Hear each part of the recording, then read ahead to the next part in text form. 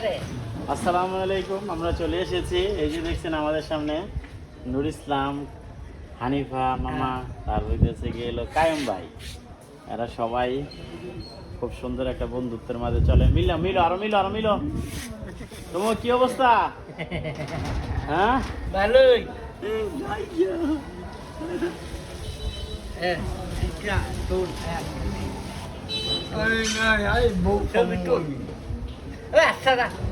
বউ খাইবা? কি অবস্থা? কায়েম মাঠে চাপো। গাড়ি দাঁড়া যায়। ও কি সুন্দর ভালোবাসা রে, ভালোবাসা রে, ভালোবাসা রে। কেমন লাগে?